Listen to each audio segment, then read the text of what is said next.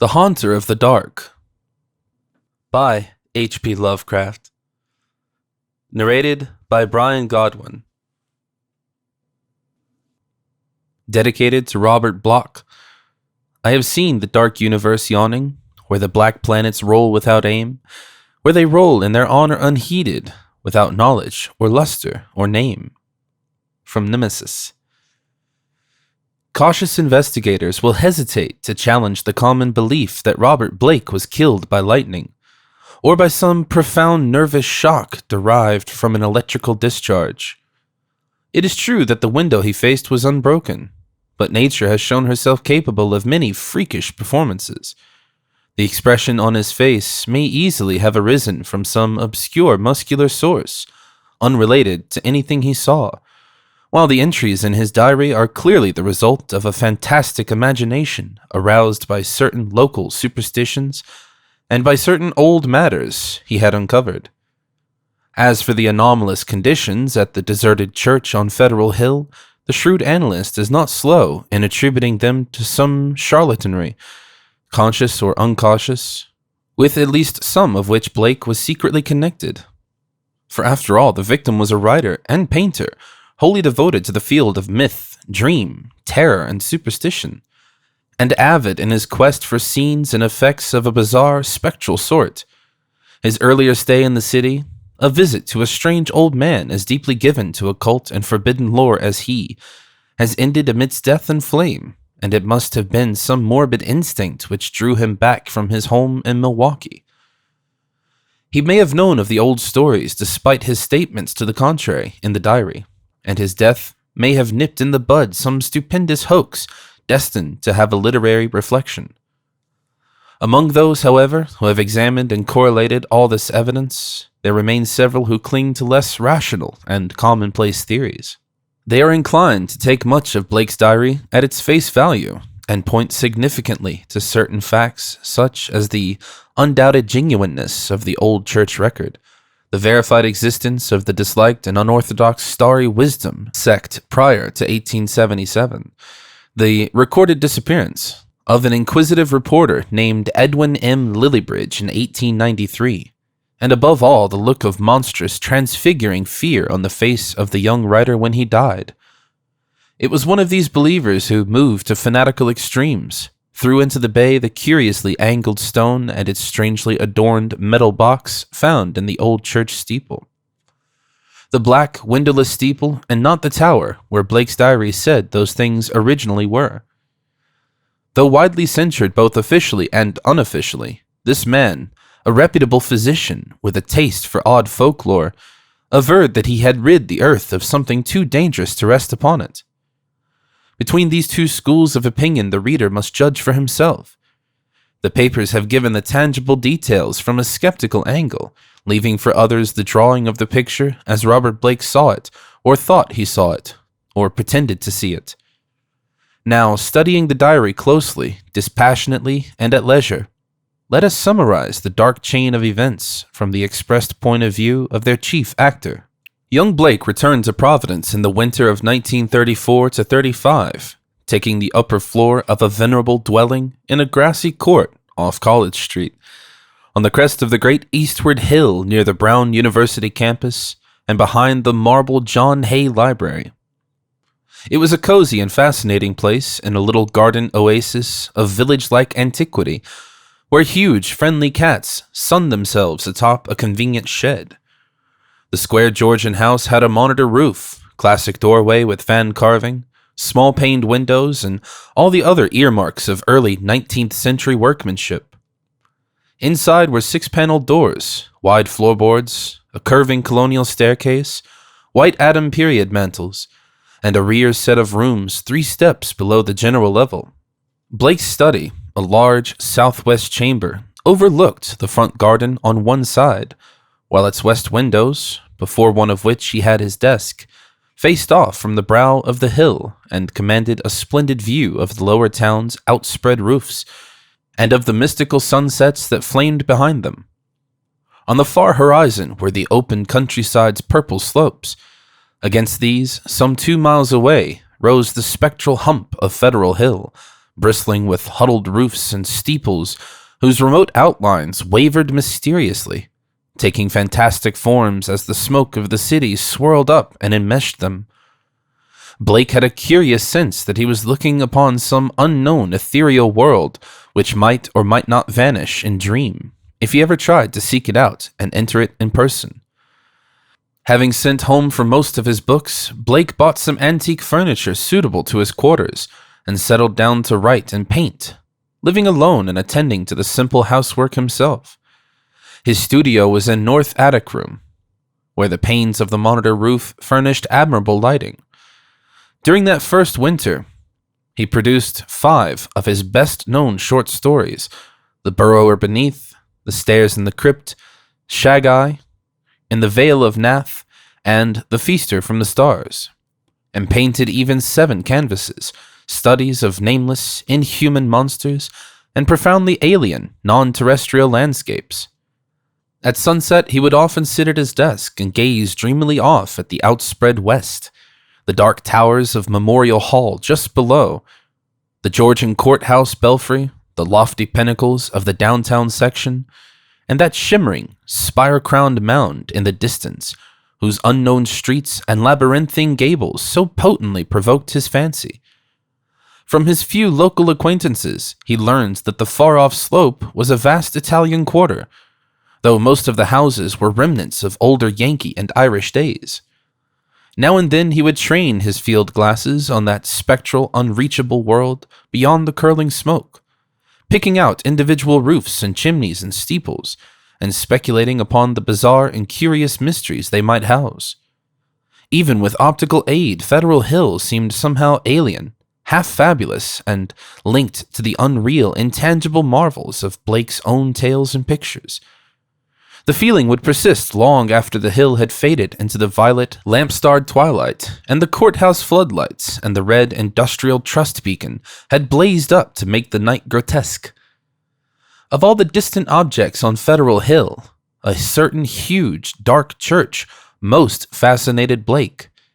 It stood out with its especial distinctness at certain hours of the day, and at sunset the great tower and tapering steeple loomed blackly against the flaming sky. It seemed to rest on especially high ground, for the grimy facade and the obliquely seen north side with sloping roof and the tops of great pointed windows rose boldly above the tangle of surrounding ridgepoles and chimney pots. Peculiarly grim and austere, it appeared to be built of stone, stained and weathered with the smoke and storms of a century and more. The style, so far as the glass could show, was that earliest experimental form of Gothic revival, which preceded the stately Upjohn period, and held over some of the outlines and proportions of the Georgian age. Perhaps it was reared around 1810 or 1815. As months passed, Blake watched the far-off forbidding structure with an oddly mounting interest. Since the vast windows were never lighted, he knew that it must be vacant. The longer he watched, the more his imagination worked, till at length he began to fancy curious things. He believed that a vague, singular aura of desolation hovered over the place, so that even the pigeons and swallows shunned its smoky eaves. Around other towers and belfries, his glass would reveal great flocks of birds, but here they never rested. At least, that is what he thought, and set down in his diary. He pointed the place out to several friends, but none of them had ever been on Federal Hill or possessed the faintest notion of what the church was or had been. In the spring, a deep restlessness gripped Blake. He had begun his long-planned novel, based on a supposed survival of the witch cult in Maine, but was strongly unable to make progress with it. More and more he would sit at his westward window and gaze at the distant hill and the black, frowning steeple shunned by the birds. When the delicate leaves came out on the garden boughs, the world was filled with a new beauty, but Blake's restlessness was merely increased. It was then that he first thought of crossing the city and climbing bodily up that fabulous slope into the smoke-wreathed world of dream. Late in April, just before the eon-shadowed Walpurgis time, Blake made his first trip into the unknown, plodding through the endless downtown streets and the bleak, decayed squares beyond.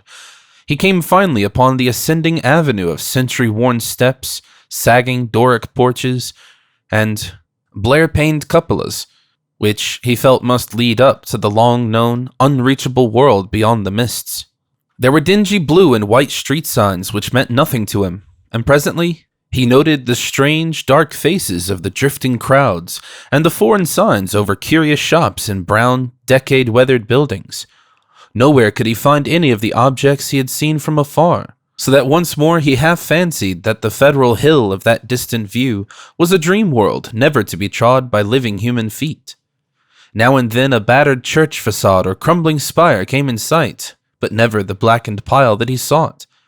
When he asked a shopkeeper about a great stone church, the man smiled and shook his head, though he spoke English freely. As Blake climbed higher, the region seemed stranger and stranger, with bewildering mazes of brooding brown alleys leading eternally off to the south. He crossed 2 or 3 broad avenues, and once thought he glimpsed a familiar tower. Again he asked a merchant about the massive church of stone, and this time he could have sworn that the plea of ignorance was feigned. The dark man's face had a look of fear which he tried to hide, and Blake saw him make a curious sign with his right hand.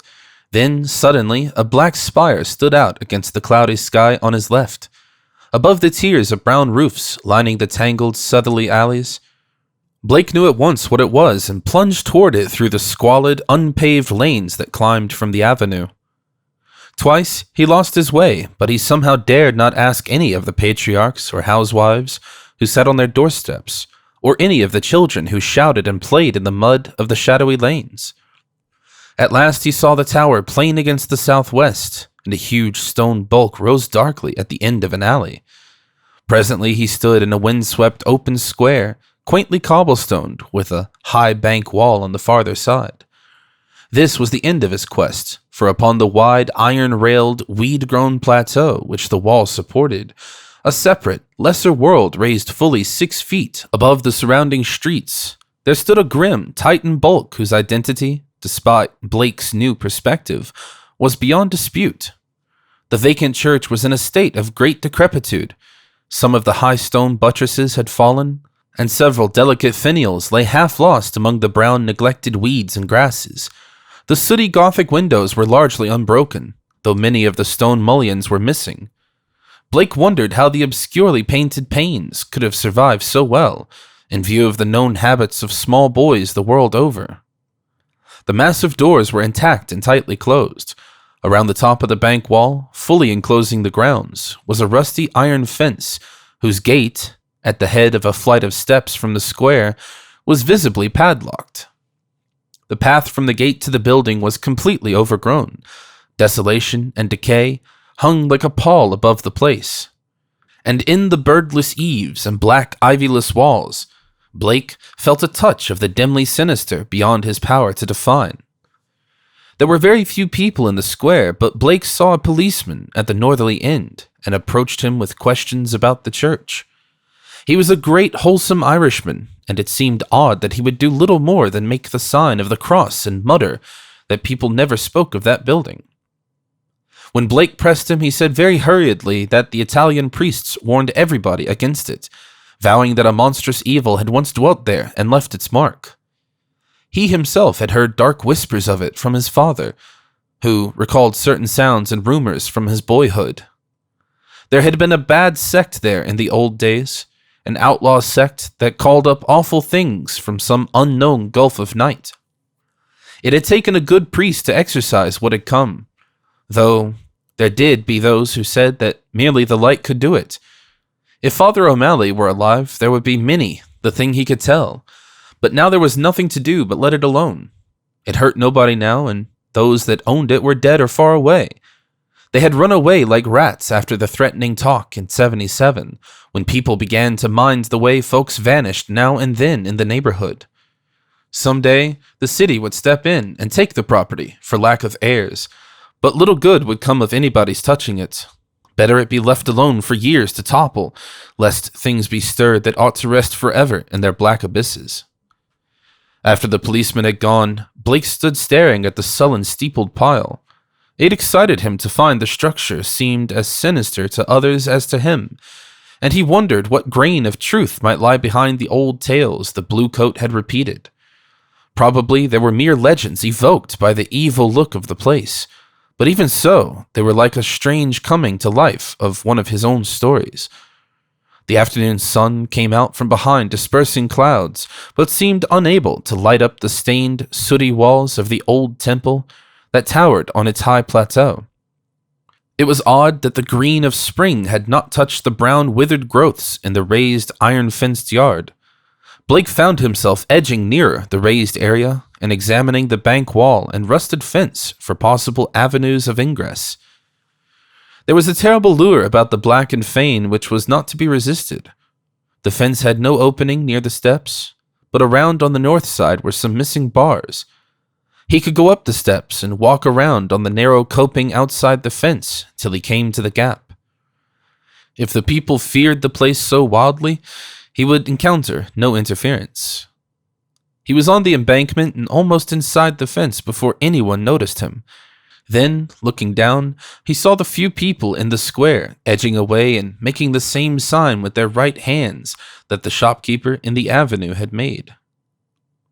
Several windows were slammed down, and a fat woman darted into the street and pulled some small children inside a rickety, unpainted house. The gap in the fence was very easy to pass through, and before long, Blake found himself wading amidst the rotting, tangled growths of the deserted yard. Here and there, the worn stump of a headstone told him that there had once been burials in this field, but that he saw must have been very long ago. The sheer bulk of the church was oppressive now that he was close to it, but he conquered his mood and approached to try the 3 great doors in the facade.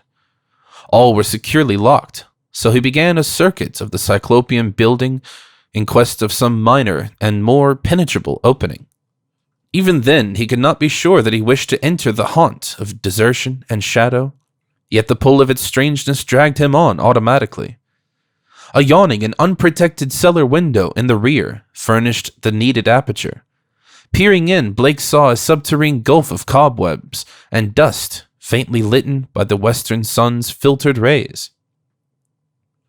Debris, old barrels, and ruined boxes and furniture of numerous sorts met his eye, though over everything lay a shroud of dust which softened all sharp outlines. The rusted remains of a hot air furnace showed that the building had been used and kept in shape as late as mid-Victorian times. Acting almost with conscious initiative, Blake crawled through the window and let himself down to the dust-carpeted and debris-strewn concrete floor. The vaulted cellar was a vast one, without partitions, and in a corner far to the right, amid dense shadows, he saw a black archway, evidently leading upstairs.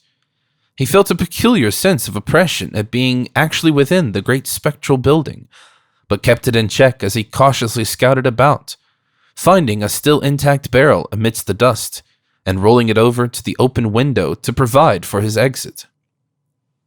Then, bracing himself, he crossed the wide, cobweb-festooned space toward the ark, half choked with the omnipresent dust, and covered with ghostly gossamer fibers. He reached and began to climb the worn stone steps which rose into the darkness. He had no light, but groped carefully with his hands. After a sharp turn, he felt a closed door ahead, and a little fumbling revealed its ancient latch. It opened inward, and beyond it, he saw a dimly illumined corridor lined with worm-eaten paneling. Once on the ground floor, Blake began exploring in a rapid fashion. All the inner doors were unlocked, so that he freely passed from room to room. The colossal nave was an almost eldritch place, with its drifts and mountains of dust over box pews, altar, hourglass pulpit, and sounding board, and its titanic ropes of cobweb, stretching among the pointed arches of the gallery and entwining the clustered Gothic columns. Over all this hushed desolation played a hideous leaden light as the declining afternoon sent its rays through the strange, half-blackened panes of the great apsidal windows. The paintings on those windows were so obscured by soot that Blake could scarcely decipher what they had represented. But from the little he could make out, he did not like them. The designs were largely conventional, and his knowledge of obscure symbolism told him much concerning some of the ancient patterns. The few saints depicted bore expressions distinctly open to criticism, while one of the windows seemed to show merely a dark space with spirals of curious luminosity scattered about in it. Turning away from the windows, Blake noticed the cobweb cross above the altar was not of any ordinary kind, but resembled the primordial Ankh or crux ansata of shadowy Egypt. In a rear vestry room besides the apse, Blake found a rotting desk and ceiling-high shelves of mildewed, disintegrating books. Here, for the first time, he received a positive shock of objective horror, for the titles of those books told him much. They were the black, forbidden things which most sane people have never even heard of, or have heard of only in furtive, timorous whispers, the banned and dreaded repositories of equivocal secrets and immemorial formulae which have trickled down the stream of time from the days of man's youth and the dim, fabulous days before man was. He had himself read many of them, a Latin version of the abhorred Necronomicon, the sinister Liber Ivonus, the infamous Cultus des Ghouls of Comte de Erlet, the Unaussprechlichen Kulten of von Junst, and old Ludwig Prinz, Hellish de Vermis Mysterious. But there were others he had known merely by reputation or not at all, the narcotic manuscripts, the Book of Dzian, and a crumbling volume of wholly unidentifiable characters, yet with certain symbols and diagrams shuddering recognizably to the occult student. Clearly the lingering local rumors had not lied. This place had once been the seat of evil older than mankind and wider than the known universe. In the ruined desk was a small leather-bound record book filled with entries in some odd cryptographic medium. The manuscript writing consisted of the common traditional symbols used in today in astronomy and anciently in alchemy, astrology, and other dubious arts. The devices of the sun, moon, planets, aspects, and zodiacal signs, here massed in solid pages of text with divisions and paragraphings, suggesting that each symbol answered to some alphabetical letter. In the hope of later solving the cryptogram, Blake bore off this volume in his coat pocket. Many of the great tomes on the shelves fascinated him unutterably, and he felt tempted to borrow them at some later time. He wondered how they could have remained undisturbed so long. Was he the first to conquer the clutching, pervasive fear which had for nearly 60 years protected this deserted place from visitors? Having now thoroughly explored the ground floor, Blake plowed again through the dust of the spectral nave to the front vestibule. There he had seen a door and staircase, presumably leading up to the blackened tower and steeple. Objects so long familiar to him at a distance, the ascent was a choking experience, for dust lay thick while the spiders had done their worst in this constricted place. The staircase was a spiral with high, narrow wooden treads, and now and then Blake passed a clouded window looking dizzily out over the city. Though he had seen no ropes below, he expected to find a bell or peal of bells in the tower whose narrow, louver-boarded lancet windows his field glass had studied so often. Here he was doomed to disappointment, for when he attained the top of the stairs, he found the tower chamber vacant of chimes, and clearly devoted to vastly different purposes. The room, about 15 feet square, was faintly lighted by 4 lancet windows, one on each side, which were glazed within their screening of decayed louver boards. These had been further fitted with tight, opaque screens, but the latter were now largely rotted away. In the center of the dust-laden floor rose a curiously angled stone pillar, some 4 feet in height and 2 in average diameter, covered on each side with bizarre, crudely incised and wholly unrecognizable hieroglyphs. On this pillar rested a metal box of peculiarly asymmetrical form, its hinged lid thrown back and its interior holding what looked beneath the decade-deep dust to be an egg-shaped or irregularly spherical object, some 4 inches through. Around the pillar, in a rough circle, were 7 high-backed Gothic chairs, still largely intact, while behind them, ranging along the dark-paneled walls, were 7 colossal images of crumbling, black-painted plaster, resembling more than anything else the cryptic carven megaliths of mysterious Easter Island. In one corner of the cobweb chamber, a ladder was built into the wall, leading up to the closed trapdoor of the windowless steeple above. As Blake grew accustomed to the feeble light, he noticed odd bas-reliefs on the strange open box of yellowish metal. Approaching, he tried to clear the dust away with his hands and handkerchief, and saw that the figurines were of a monstrous and utterly alien kind, depicting entities which, though seemingly alive, resembled no known life form ever evolved on this planet. The 4-inch seeming sphere turned out to be a nearly black, red-striated polyhedron with many irregular flat surfaces, either a very remarkable crystal of some sort, or an artificial object of carved and highly polished mineral matter.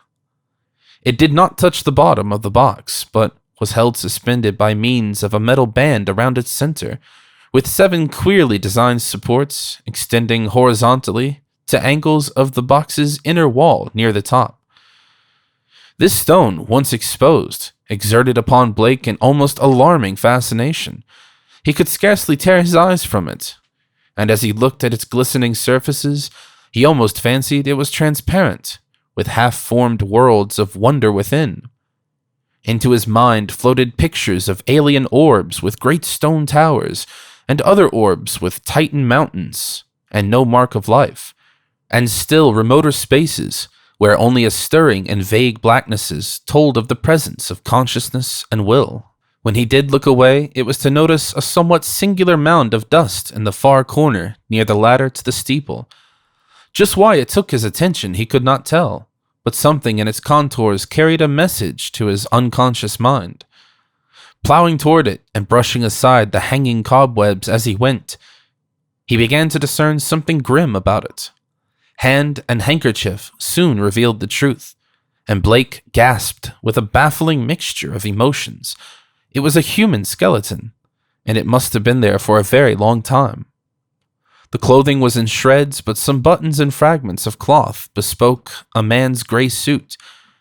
There were other bits of evidence: shoes, metal clasps, huge buttons for round cuffs, a stick pin of bygone pattern, a reporter's badge with the name of the old Providence Telegram, and a crumbling leather pocketbook. Blake examined the latter with care, finding within it several bills of antiquated issue, a celluloid advertising calendar for 1893, some cards with the name Edwin M. Lillibridge, and a paper covered with penciled memoranda.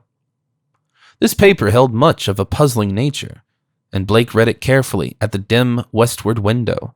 Its disjointed text included some phrases such as the following: Professor Enoch Bowen, home from Egypt, May 1844, buys Old Free Will Church in July. His archaeological work and studies in occult well known. Dr. Brown of Fourth Baptist warns against starry wisdom in sermon, December 29th, 1844. Congregation 97 by end of 45. 1846, 3 disappearances. First mention of shining trapezohedron. 7 disappearances of 1848. Stories of blood sacrifice begin. Investigation 1853 comes to nothing. Stories of sounds. F.R. O'Malley tells of devil worship with box found in great Egyptian ruins. Says they call up something that can't exist in light, flees a little light, and banished by strong light, then has to be summoned again. Probably got this from deathbed confession of Francis X. Feeney, who had joined Starry Wisdom in 49. These people say the shining trapezohedron shows them heaven and other worlds, and that the haunter of the dark tells them secrets in some way. Story of Orrin B. Eddy, 1857. They call it up by gazing at the crystal and have a secret language of their own.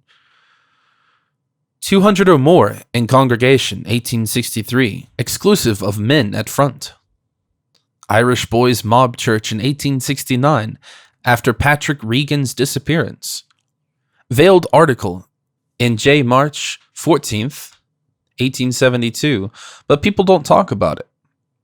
6 disappearances, 1876. Secret committee calls on Major Doyle. Action promised February 1877. Church closes in April. Gang, Federal Hill Boys, threaten doctor and vestryman in May. 181 persons leave city before end of 77. Mention no names. Ghost stories begin around 1880. Try to ascertain truth of report that no human being has entered church since 1877. Ask Lanigan for photograph of place taken 1851.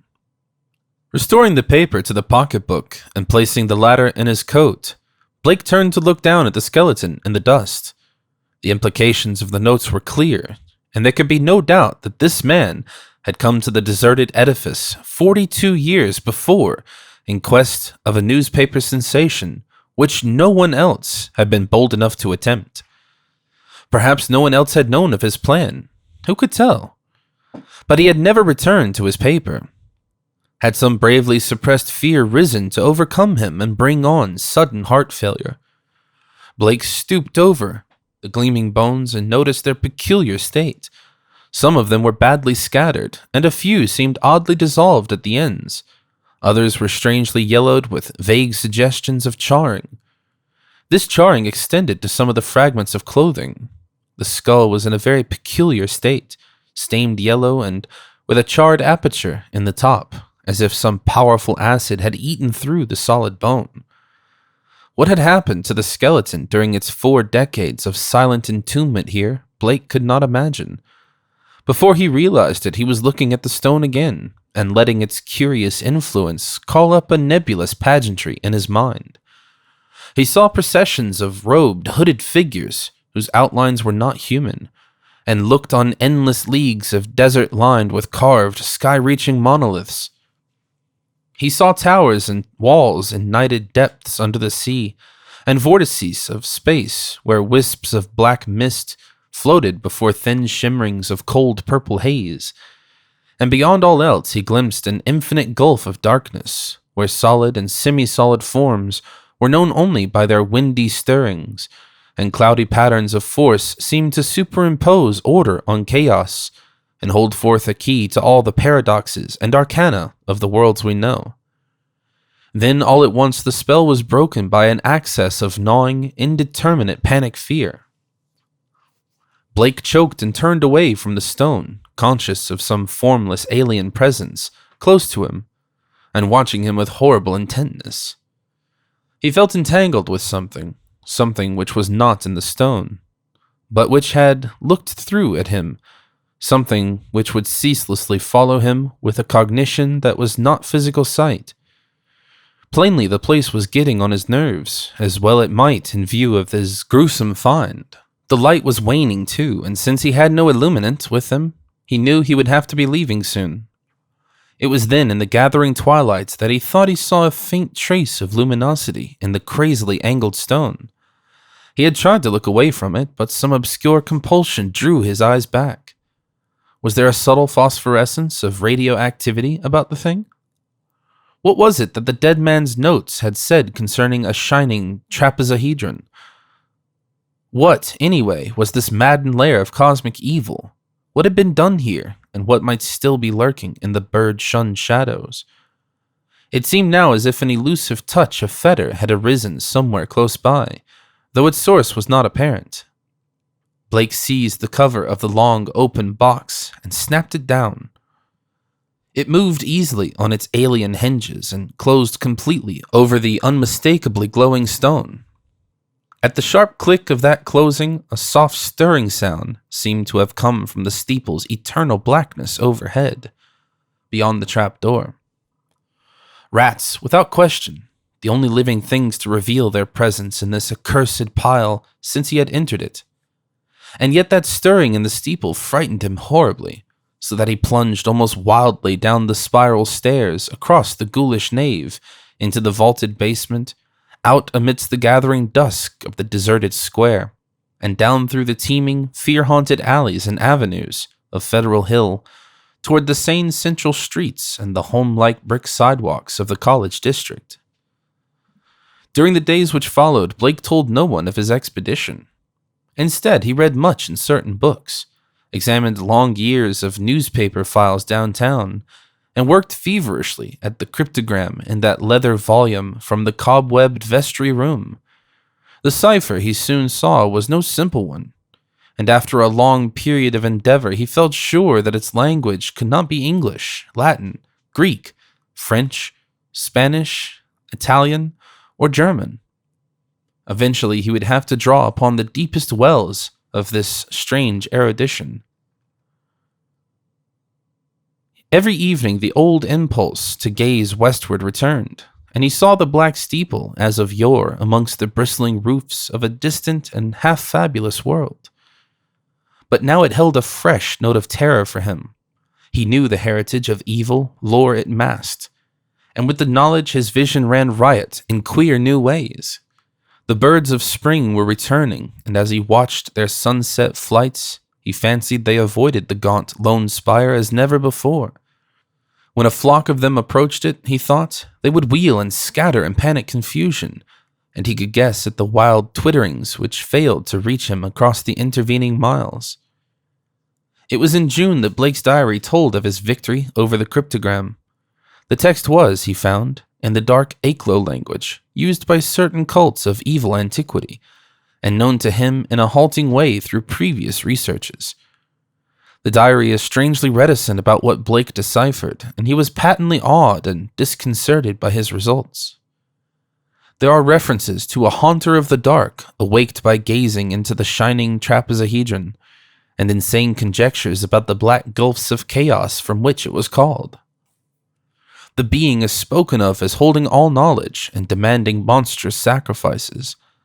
Some of Blake's entries show fear lest the thing, which he seemed to regard as summoned, stalked abroad, though he adds that the streetlights form a bulwark which cannot be crossed. Of the shining trapezohedron he speaks often, calling it a window on all time and space, and tracing its history from the days it fashioned on dark Yuggoth, before ever the old ones brought it to the earth. It was treasured and placed in its curious box by the crinoid things of Antarctica, salvaged from their ruins by the serpent men of Velusia, and peered at eons later in Lemuria by the first human beings. It crossed strange lands and stranger seas, and sank with Atlantis before a Minoan fisher meshed it in his net and sold it to swarthy merchants from knighted Kim. The pharaoh Neferin-Ka built around it a temple with a windowless crypt, and did that which caused his name to be stricken from all monuments and records. Then it slept in the ruins of that evil fane which the priests and the new pharaoh destroyed, till the delver's spade once more brought it forth to curse mankind. Early in July, the newspapers oddly supplement Blake's entries, though in so brief and casual a way that only the diary has called general attention to their contribution. It appears that a new fear has been growing on Federal Hill since a stranger had entered the dreaded church. The Italians whispered of unaccustomed stirrings and bumpings and scrapings in the dark, windowless steeple, and called on their priest to banish an entity which haunted their dreams. Something, they said, was constantly watching at a door to see if it were dark enough to venture forth. Press items mentioned the long-standing local superstitions, but failed to shed much light on the earlier background of the horror. It was obvious that the young reporters of today are no antiquarians. In writing of these things in his diary, Blake expresses a curious kind of remorse, and talks of the duty of burying the shining trapezohedron and of banishing what he had evoked by letting daylight into the hideous juddling spire. At the same time, however, he displays the dangerous extent of his fascination and admits a morbid longing pervading even his dreams, to visit the accursed tower and gaze into the cosmic secrets of the glowing stone. Then, something in the journal on the morning of July 17th threw the diarist into a veritable fever of horror. It was only a variant of the other half-humorous items about the Federal Hill restlessness, but to Blake it was somehow very terrible indeed. In the night, a thunderstorm had put the city's lighting system out of commission for a full hour, and in that black interval, the Italians had nearly gone mad with fright. Those living near the dreaded church had sworn that the thing in the steeple had taken advantage of the street lamps' absence and gone down into the body of the church, flopping and bumping around in a viscous, altogether dreadful way. Toward the last it had bumped into the tower, where there were sounds of the shattering glass. It could go wherever the darkness reached, but light would always send it fleeing. When the current blazed on again, there had been a shocking commotion in the tower, for even the feeble light trickling through the grime-blackened, louver-boarded windows was too much for the thing. It had bumped and slithered up into its tenebrous steeple just in time, for a long dose of light would have sent it back into the abyss, whence the crazy stranger had called it. During the dark hour, praying crowds had clustered around the church in the rain, with lighted candles and lamps, somehow shielded with folded paper and umbrellas, a guard of light to save the city from the nightmare that stalks in darkness. Once, those nearest the church declared the outer door had rattled hideously. But even this was not the worst. That evening, in the bulletin, Blake read of what the reporters had found, aroused at last to the whimsical news value of the scare. A pair of them had defied the frantic crowds of Italians and crawled into the church through the cellar window after trying the doors in vain. They found the dust of the vestibule and of the spectral nave plowed up in a singular way, with bits of rotted cushions and satin pew linings scattered curiously around. There was a bad odor everywhere, and here and there were bits of yellow stain and patches of what looked like charring. Opening the door to the tower and pausing a moment at the suspicion of a scraping sound above, they found the narrow spiral stairs wiped roughly clean. In the tower itself, a similarly half-swept condition existed. They spoke of a heptagonal stone pillar, the overturned Gothic chairs, and the bizarre plaster images, though strangely enough the metal box and the old mutilated skeleton were not mentioned. What disturbed Blake the most, except for the hints of stains and charring and bad odors, was the final detail that explained the crashing glass. Every one of the tower's lancet windows was broken, and 2 of them had been darkened in a crude and hurried way by the stuffing of satin pew linings and cushioned horsehair into the spaces between the slanting exterior louver boards. More satin fragments and bunches of horsehair lay scattered around the newly swept floor, as if someone had been interrupted in the act of restoring the tower to the absolute blackness of its tightly curtained days. Yellowish stains and charred patches were found on the ladder to the windowless spire, but when a reporter climbed up, opened the horizontally sliding trap door, and shot a feeble flashlight beam into the black and strangely fetid space, he saw nothing but darkness, and an heterogeneous litter of shapeless fragments near the aperture. The verdict, of course, was charlatanry. Somebody had played a joke on the superstitious hill-dwellers, or else some fanatic had striven to bolster up their fears for their own supposed good. Or perhaps some of the younger and more sophisticated dwellers had staged an elaborate hoax on the outside world. There was an amusing aftermath when the police sent an officer to verify the reports. 3 men in succession found ways of evading the assignment, and the 4th went very reluctantly and returned very soon without adding to the account given by the reporters. From this point onward, Blake's diary shows a mounting tide of insidious horror and nervous apprehension.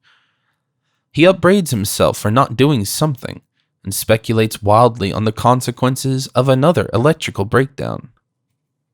It has been verified that on 3 occasions during thunderstorms, he telephoned the electric company in a frantic vein and asked that desperate precautions against a lapse of power be taken. Now and then his entries show concern over the failure of the reporters to find the metal box and stone, and the strangely marred old skeleton when they explored the shadowy tower room. He assumed that these things had been removed, whither and by whom or what he could only guess. But his worst fears concerned himself and the kind of unholy rapport he felt to exist between his mind and that lurking horror in the distant steeple, that monstrous thing of night which his rashness has called out of the ultimate black spaces. He seemed to feel a constant tugging at his will, and callers of that period remember how he would sit abstractedly at his desk and stare out of the west window at that far-off, spire-bristling mound beyond the swirling smoke of the city. His entries dwell monotonously on certain terrible dreams, and of a strengthening of the unholy rapport in his sleep. There's a mention of a night when he awakened to find himself fully dressed, outdoors, and headed automatically down College Hill toward the west. Again and again he dwells on the fact that the thing in the steeple knows where to find him. The week following July 30th is recalled as the time of Blake's partial breakdown.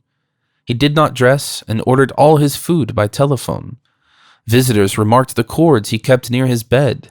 He said that sleepwalking had forced him to bind his ankles every night with knots, which would probably hold or else waken him in the labor of untying. In his diary, he told of the hideous experience which had brought the collapse. After retiring on the night of the 30th, he had suddenly found himself groping about in an almost black space, and all he could see were short, faint, horizontal streaks of bluish light. But he could smell an overpowering fetor and hear a curious jumble of soft, furtive sounds above him. Whenever he moved, he stumbled over something, and at each noise there would come a sort of answering sound from above, a vague stirring mixed with the cautious sliding of wood on wood. Once his groping hands encountered a pillar of stone with a vacant top, whilst later he found himself clutching the rungs of a ladder built into the wall and fumbling his uncertain way upward toward some region of intenser stench, where a hot, searing blast beat down against him. Before his eyes, a kaleidoscopic range of phantasmal images played, all of them dissolving at intervals into the picture of a vast, unplumbed abyss of night, wherein whirled suns and worlds of an even profounder blackness. He thought of the ancient legends of ultimate chaos, at whose center sprawls the blind idiot god Azathoth, lord of all things, encircled by his flopping horde of mindless and amorphous dancers, and lulled by the thin, monotonous piping of a demonic flute held in nameless paws. Then a sharp report from the outer world broke through his stupor and roused him to the unutterable horror of his position. What it was he never knew. Perhaps it was some belated peal from the fireworks heard all summer on Federal Hill, as the dwellers hail their various patron saints, or the saints of their native villages in Italy.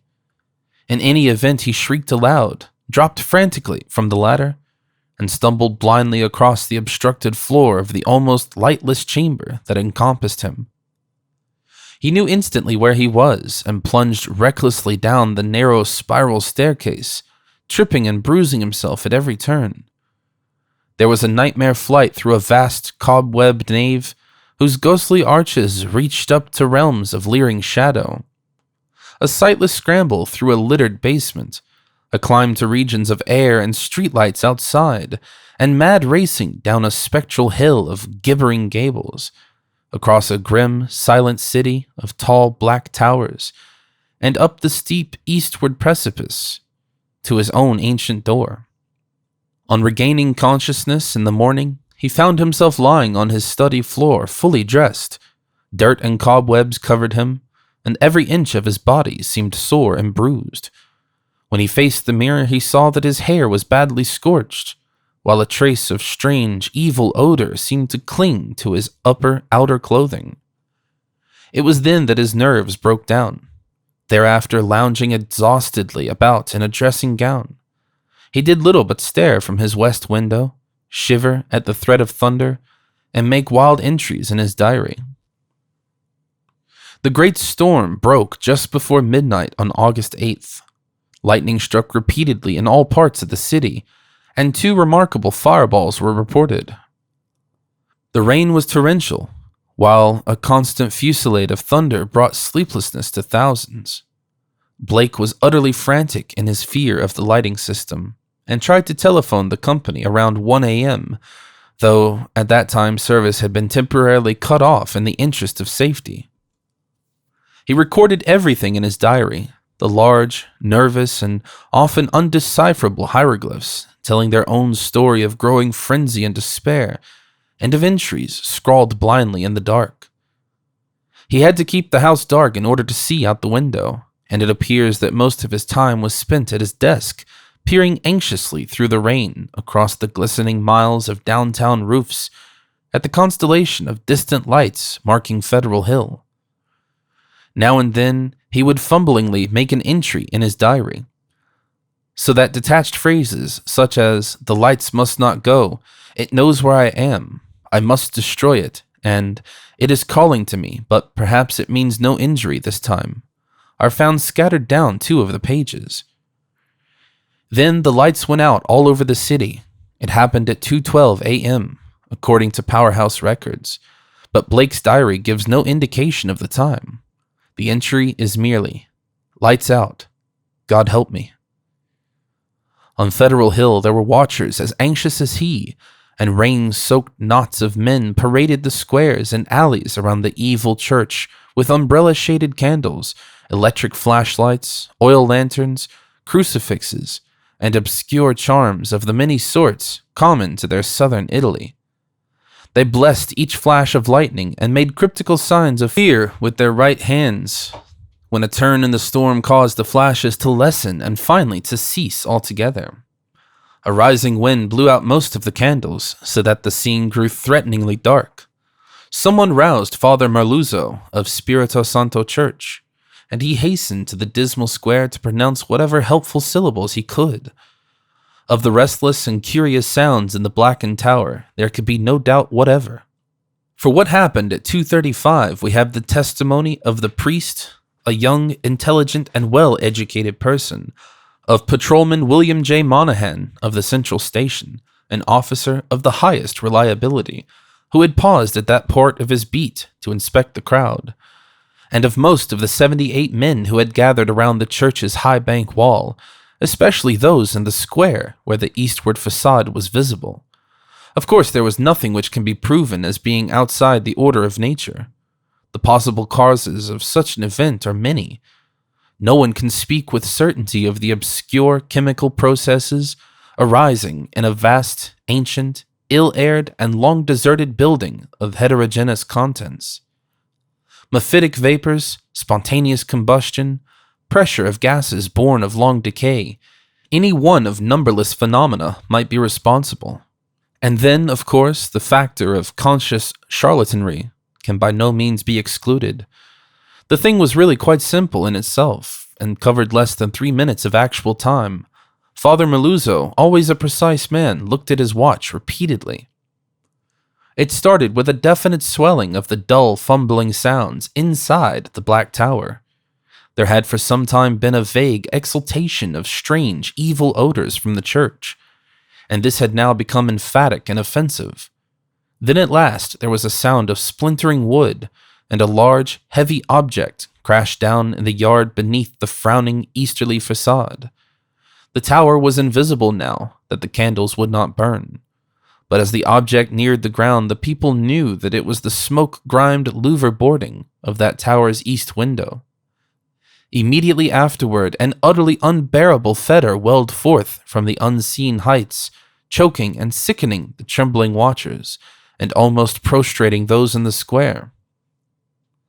At the same time, the air trembled with a vibration as of flapping wings, and a sudden east-blowing wind, more violent than any previous blast, snatched off the hats and wrenched the dripping umbrellas of the crowd. Nothing definite could be seen in the candleless night, though some upward-looking spectators thought they glimpsed a great spreading blur of denser blackness across the inky sky, something like a formless cloud of smoke that shot with meteor-like speed toward the east. That was all. The watchers were half-numbed with fright, awe, and discomfort, and scarcely knew what to do, or whether to do anything at all. Not knowing what had happened, they had not relaxed their vigil, and a moment later they sent up a prayer as a sharp flash of belated lightning, followed by an ear-splitting crash of sound, rent the flooded heavens. Half an hour later the rain stopped, and in 15 minutes more the streetlights sprang on again, sending the weary, bedraggled watchers relievedly back to their homes. The next day's paper gave these matters minor mention in connection with the general storm reports. It seems that the great lightning flash and deafening explosion which followed the Federal Hill occurrence were even more tremendous farther east, where a burst of the singular fetor was likewise noticed. The phenomena was most marked over College Hill, where the crash awaked all the sleeping inhabitants and led to a bewildered round of speculations. Of those who were already awake, only a few saw the anomalous blaze of light near the top of the hill, or noticed the inexplicable upward rush of air which almost stripped the leaves from the trees and blasted the plants in the gardens. It was agreed that the lone sudden lightning bolt must have struck somewhere in this neighborhood, though no trace of its striking could afterward be found. A youth in the Tau Omega fraternity house thought he saw a grotesque and hideous mass of smoke in the air just as the preliminary flash burst, but his observation has not been verified. All of the few observers, however, agree as to the violent gust from the west and the flood of intolerable stench which preceded the belated stroke, whilst evidence concerning the momentary burned odor after the stroke is equally general. These points were discussed very carefully because of their probable connection with the death of Robert Blake. Students of the Psi Delta house, whose upper rear windows looked into Blake's study, noticed the blurred white face at the westward window on the morning of the 9th, and wondered what was wrong with the expression. When they saw the same face in the same position that evening, they felt worried and watched for the lights to come up in his apartment. Later, they rang the bell of the darkened flat and finally had a policeman force the door. The rigid body sat bolt upright at the desk by the window, and when the intruders saw the glassy bulging eyes and the marks of stark, convulsive fright on the twisted features, they turned away in sickened dismay. Shortly afterward, the coroner's physician made an examination, and despite the unbroken window, reported electrical shock or nervous tension induced by electrical discharge as the cause of death. The hideous expression he ignored altogether, deeming it not an improbable result of the profound shock as experienced by a person of such abnormal imagination and unbalanced emotions. He deduced these later qualities from the books, paintings, and manuscripts found in the apartment, and from the blindly scrawled entries in the diary on the desk. Blake had prolonged his frenzied jottings to the last, and the broken pointed pencil was found clutched in his spasmodically contracted right hand. The entries after the failure of the lights were highly disjointed and legible only in part. From them, certain investigators have drawn conclusions differing greatly from the materialistic official verdict. But such speculations have little chance for belief among the conservative. The case of these imaginative theorists has not been helped by the actions of superstitious Dr. Dexter, who threw the curious box and angled stone, an object certainly self-luminous as seen in the black windowless steeple where it was found, into the deepest channel of Narragansett Bay. Excessive imagination and neurotic unbalance on Blake's part, aggravated by knowledge of the evil bygone cult, whose startling traces he had uncovered, formed the dominant interpretation given those final frenzied jottings. These are the entries, or all that can be made of them. Lights still out. Must be 5 minutes now. Everything depends on lightning. Yadeth grant it will keep up. Some influence seems beating through it.